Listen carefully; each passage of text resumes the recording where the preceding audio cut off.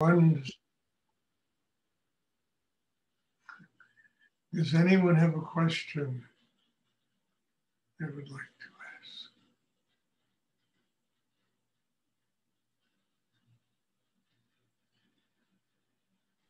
I have a question, Stuart. Yes, Laura. It's two, actually. The first one is it necessary to have open eyes under this meditation class, or can we have them closed if we feel so? Well, there's a very real reason why we practice open eye meditation. And actually, there are a number of reasons. The first one is that, the whole point of the meditation is to build a center inside yourself that's strong enough to be able to live in the world and to be connected to spirit at exactly the same time. When your eyes are open, you're connected with the world. Understand? And at the same time, your mind has to be trained to be focused in the chakra below the navel. That connection is essential because there's really a kind of dichotomy inside people where we separate ourselves from life and we try to have spirit, or we separate ourselves from spirit and we try to just do life. When both of them really are integral to each other, they're really important for each other. We have karma to work out. We're born on the earth. When you close your eyes in meditation, you literally are cutting yourself off from this. And when the eyes are open, you're connected. And at the same time, you're connected to spirit. And I think that's an essential thing to learn, because if we don't work out our karma, and if we don't learn how to live in the world and be centered at the same time, understand, we're up against the same old battle again and again and again, which is the separation of spirit and life. And in reality, there is no separation. They are one and the same thing. So we practice open eye meditation. That's one reason. Another reason is that I work with people through the eyes and transmit the energy of the meditation class through the eyes. And, the eyes, you can look into somebody's eyes, you can see the deepest part of their being. And the eyes will receive that energy. It'll go into the chakra system and help to build a very strong inner life for somebody. So there are a number of reasons why we practice open eye meditation. It doesn't work nearly as well when the eyes are closed. I know most meditation is done with the eyes closed. And when I was younger, before I met Rudy, I used to practice that closed eye meditation. And I found when I started doing open eye meditation, my capacity to live in the world got better. My ability to stay centered inside got better. My ability to connect with spirit got better. My ability to really function with a wholeness as a human being got better, because I was no longer cutting myself off from life when I was learning how to be in the world and to be free of the world at exactly the same time. Now, this is not easy because we're people that are used to meditating with their eyes closed. And it's a different practice. And I'll tell you honestly, I always kid around about it, but it's true. I was in the Asian art business, selling antique art from India, Nepal, China, Tibet, mostly Buddhist and Hindu art. And in my life, I probably have handled, I don't know how many hundreds of Buddhas, literally from the 2nd century to the 19th century. I never saw a Buddha with their eyes closed. I've always seen Buddhas, some of them have their eyes partially closed, but the eyes are always open. And in the best of the statues, the ones that were really beautifully done, you'll see that the whole focus of the Buddha's concentration with the eyes open is in the chakra right below the navel. it brings balance, and it brings balance not only internally, but balance in the world.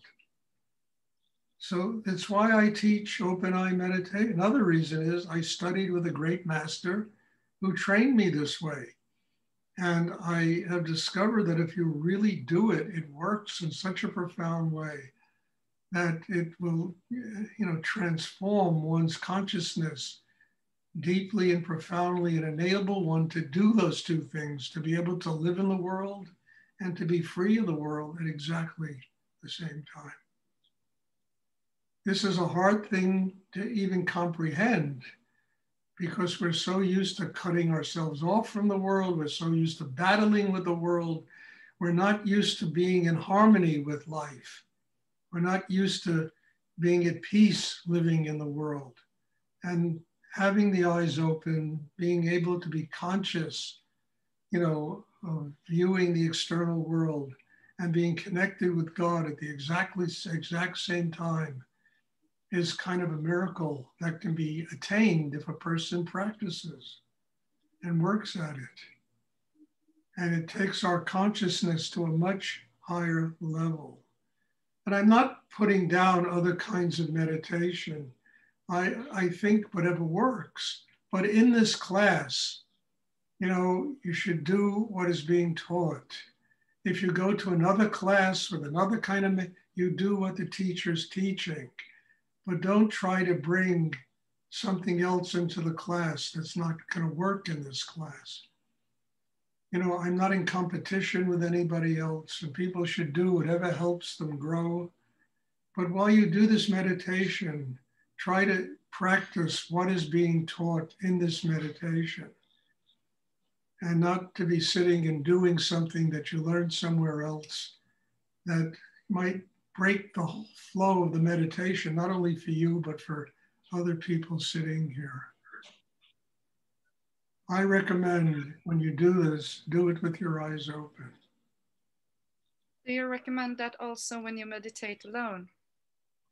Well, what I recommend is you have a photograph of a teacher who's sitting in a state of meditation. It could be Rudy, it could be Nityananda, it could be it could be Christ, it could be the Buddha, but then focus on that teacher. And that will give you the ability to stay focused with your eyes open and also stay centered in the chakra below the navel. This might not be easy to do at first, but work at it. You'll see it comes. And the benefits are so extraordinary when you finally master this that I just, I can't emphasize it enough. Because we do live in the world and we're trying to get free of the world at exactly the same time.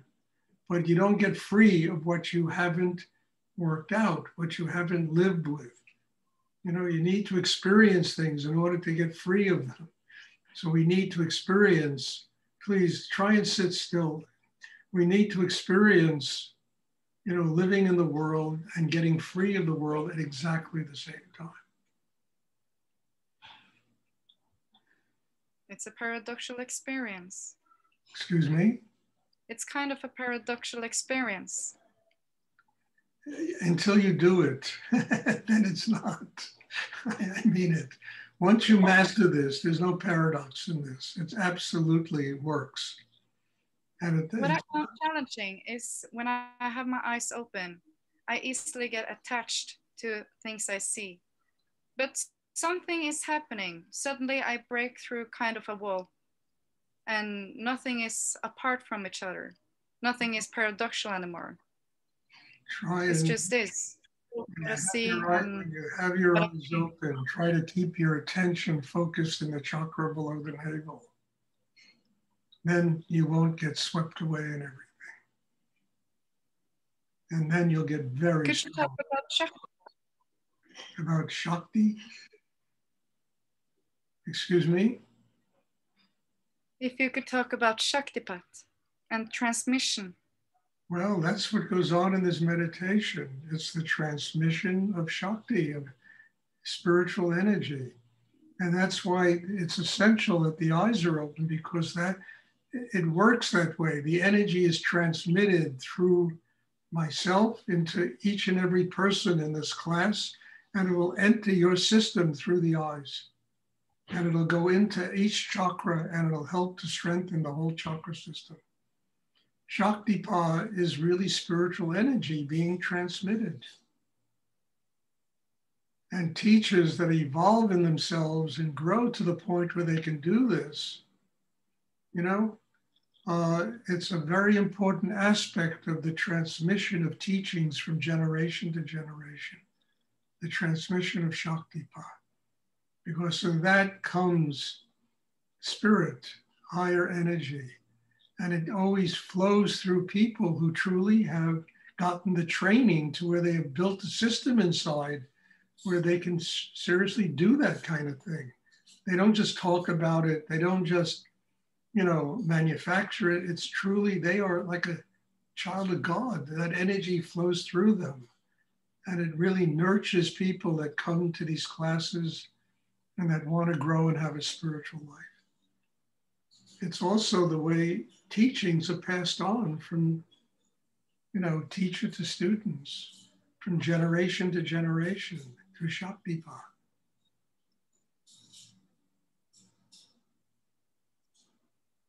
I mean, what I do is a product of so many years of training that you know, my God, it's just almost inconceivable.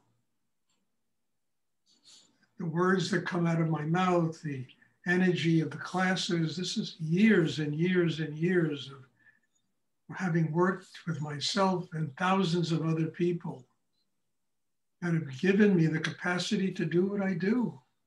Otherwise, how could, you know, I couldn't do this when I first started studying with Rudy. I mean, I always wanted a spiritual life long before I met him, but I didn't know how to do it. I needed training, and he provided training, an amazing training, which I'd carried through. After he passed on, I carried with me for, God knows, it's almost 50 years now.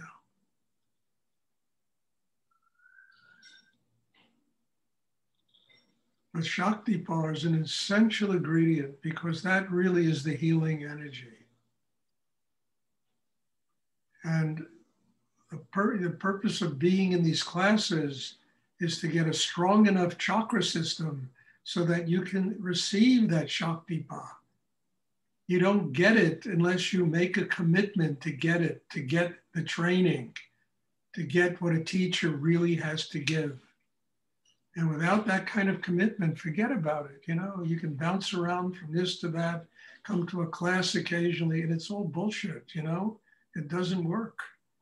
The commitment has to be so deep inside that one will open and do whatever is essential for them to do to truly build a spiritual life.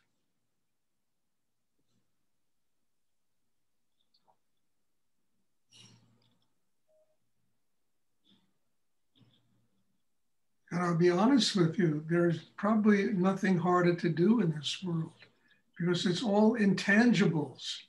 We're not dealing with tangibles, we're dealing with intangibles. You know, I mean, look, when I was a kid, whoever heard of a chakra? You know? I mean, you know, today every 8-year-old can tell you about chakras. You know, when I was a kid, you know, whoever heard of Kundalini when I was a kid? First time I heard the word Kundalini, this is a true story. I used to work, you know, in a coffee shop behind a counter, serving sandwiches and coffee to people. And I had a manager who was a Puerto Rican guy who was a Buddhist. And he and I used to have these conversations during break time. And one day he looks at me with a very serious expression. And he says to me, "You know anything about Kundalini?" I looked at him and I said, "No, I have no idea what Kundalini is." The next time I heard the word Kundalini, I was living on the left bank in Paris. And I was out like 3 o'clock in the morning with a friend of mine. And he got down on it. Both of us were completely stoned. And he got down on his knees and he raised his arms up in the sky and he said, "Oh, sacred Kundalini in the sky, you know, and I had no idea what he was doing. You know, the third time I heard the word Kundalini, I was sitting with Rudy in his gallery, and he said to me, Stuart, you know the kind of meditation you practice? I said, Rudy, I have no idea. All I know is it works. I don't care what it's called. And he said, you practice Kundalini yoga. And he started to laugh. He said, Stuart, I was teaching this 10 years. And somebody came up to me and said, you know what kind of meditation you teach? You teach Kundalini yoga. So all of these things are just nonsense. You know, the reality is, does it work? Does it work? It doesn't matter what it's called. The names that people throw around today and they think they're so spiritual. It's all bullshit. Does it work? That is the key. Does it help you to grow? Does it nurture you inside? Can you receive Shaktipat? Can you get that kind? Do you have a system that's big enough inside? Now, this shouldn't frighten anybody because nobody has that system. It has to be built.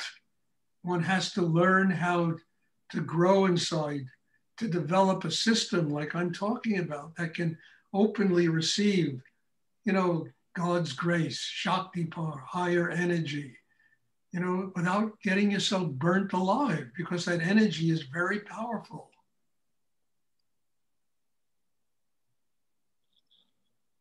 So one shouldn't get intimidated by not having a system like that, because nobody has it. Rudy didn't have it when he was a kid, you know?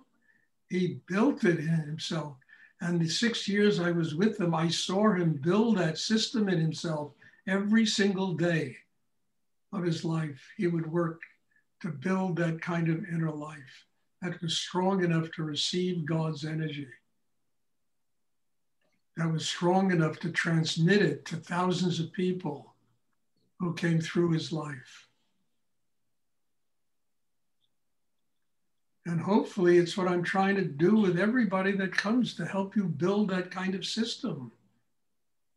Because without that, you know, it's all just lip service, you know, lip service spirituality. And it doesn't matter how many namastes you say to somebody and how many pranams you do, and all that.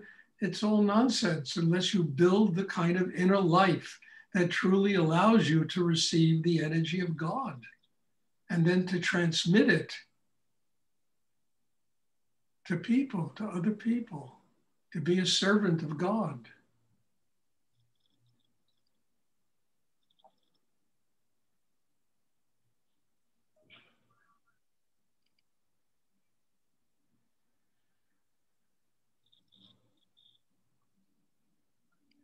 I hope this is clear, you know, because it's very important that I talk about these things, you know, because people have to finally understand the commitment they have to make if they want a spiritual life. It's not a thing that you can do fly by night. It requires commitment, it requires training, it requires development, and it requires a need inside that never allows you to become susceptible to the fact that you're not there yet. Oh, it's impossible, I can't do it. No, the limitation should just be a reminder that one has to grow every day. One has to do what is necessary to develop a spiritual life. And at the same time, to love your families, to love your job, whatever you do in life. I mean, one thing is not separate from the other. I mean, nobody has a spiritual life until they completely and totally learn how to love their parents and their children unconditionally.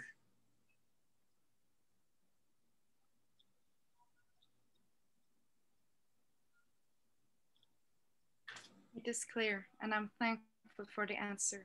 Excuse me? It is clear, and I'm thankful for the answer.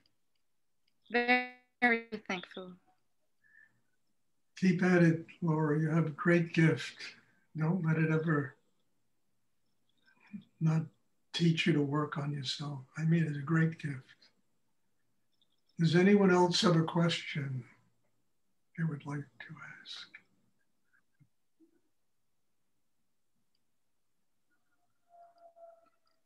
I want to ask a question. Yes? Sarah. Who's asking? Sarah. Oh, Sarah, okay, go on. Can you tell me what is the difference between living a life with discipline and living with control? Oh, there's a very big difference, Sarah. You see, discipline, it comes from the inside out, real discipline. Control comes from the outside in. Control means you're putting on a uniform and obeying the external world and living in certain ways that are almost antithetical to an organic life that a human being can live. Real discipline comes from an internal place. It comes from a need to grow. It comes from the focus of the mind and the chakra below the navel that gives you rootedness and gives you real discipline to be able to open the heart, to quiet the mind, to take in Shakti. So the difference between discipline and control is a very big difference. Control is an external factor. You are of a certain, you got to follow a certain path, or you're going to roast in hell, stuff like, it comes from outside. It's not internal. When it's internal, you understand you're a living expression of God's energy, and everything around you is sacred. Everything is your teacher. That comes from inside. That comes from building the capacity in yourself to be able to open and embrace life, to embrace death, to embrace everything. The other thing comes from fear. If we control people, we have power over them. And that does nothing but create a neurotic society and a crazy society. But when it's from the inside, you let the world be. You let life. God is love. God is joy. God is splendor. God is sacred. Everything in the world is a manifestation of God's energy. That comes from inside. And there's a big difference. When I was younger, I rebelled against people trying to control me. I couldn't stand it. I ran away from home when I was like 18 years old, and I didn't want to be there anymore. To be controlled by, what people thought the way I had to live. And after I built and met my teacher and built an inner life that gave me the power, I was able to even accept those people and not be intimidated by them anymore, and not even be controlled by them in any way, but just to live my life organically, according to the internal expression of, my connection with God and spirit and everything that came in its wake. But do you think it's productive to make rules for yourself to build discipline? I think that, yes, I think that those rules have to come from an internal place. They can't come from the external world. That part of you that understands what it's to be kind and good, nurturing in life, that part of you that really understands how essential it is to obey the laws of the world without being controlled by them. That gives you real freedom. I mean, you come to a red light when you're driving a car, you can, well, I don't give a damn, I'm going to just drive through it. No, that's okay. I don't want to endanger another person's life. I don't want to endanger somebody. It comes from a truth inside oneself, not just the external rule.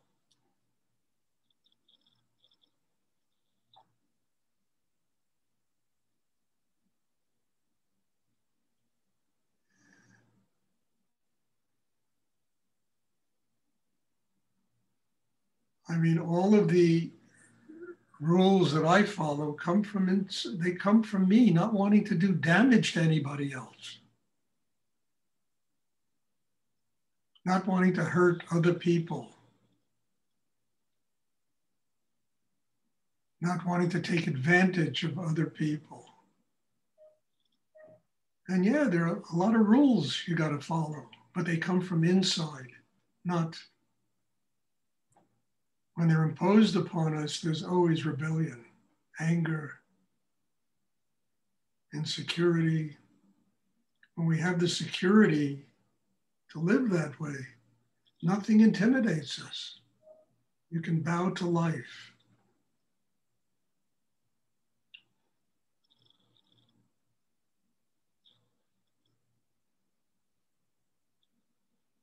But that kind of security has to be built. It's not just there. You know, you can't put on a costume and expect to have that kind of security. And yeah, people have all their ideas about the way we all should live, but that's their ideas. If we build the kind of security I'm talking about, it doesn't matter what they say. You can love them anyway. We're not intimidated by somebody else's dogma and nonsense that they try to throw at us. At the same time, you can say no. You really can say no. No is one of the most positive words in any language. Which you know, I don't want that in my life. I need a higher level in my life.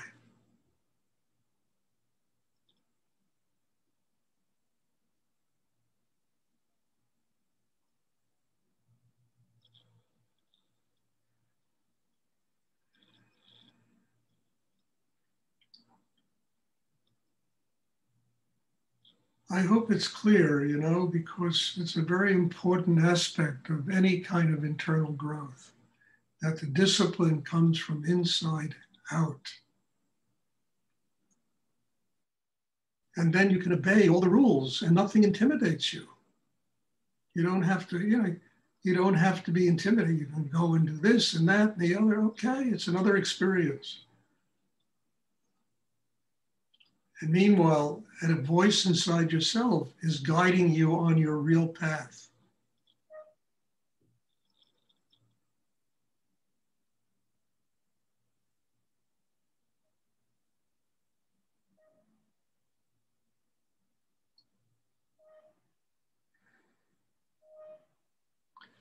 Does anyone else have a question they would like to ask?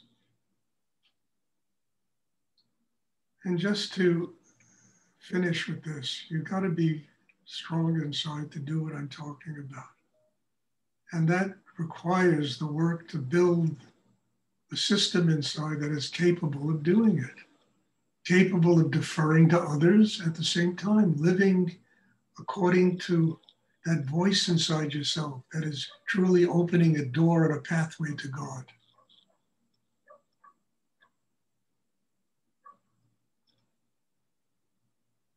You know, there's a thing in the Bible, Jesus says, give to Caesar what's Caesar's and give to God what's God's. It's really true. You know, the rent, the this, the that, everything, that's Caesar. Do it with gratitude. And then gratitude to God for this life, this extraordinary vision of pathway that we're on that really enables us to ultimately become enlightened people here. But take care of Caesar. You know, Caesar is not so intimidating if we do it with gratitude. You know?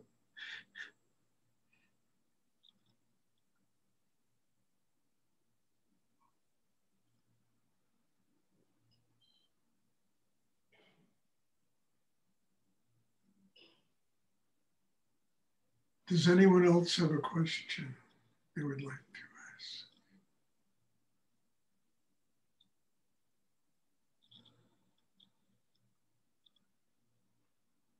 Okay, there'll be a meditation again on Sunday.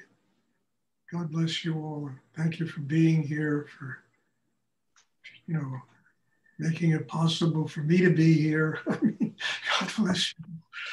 And I hope to see everyone on Sunday. Take it all in. It's just energy. Even the words are just energy. I'll just finish this by telling you, I must have heard 10,000 talks my teacher gave. I don't in my mind remember one of them, but every single thing he ever said is inside me because I just took it in, the energy.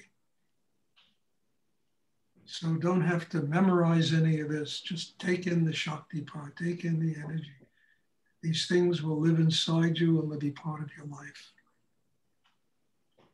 Okay, if there are no more questions, God bless you. And hopefully we'll have class again Sunday. See you then. Thank you. אני צריך אותך, מתי אתה פה? Stuart. Excuse me?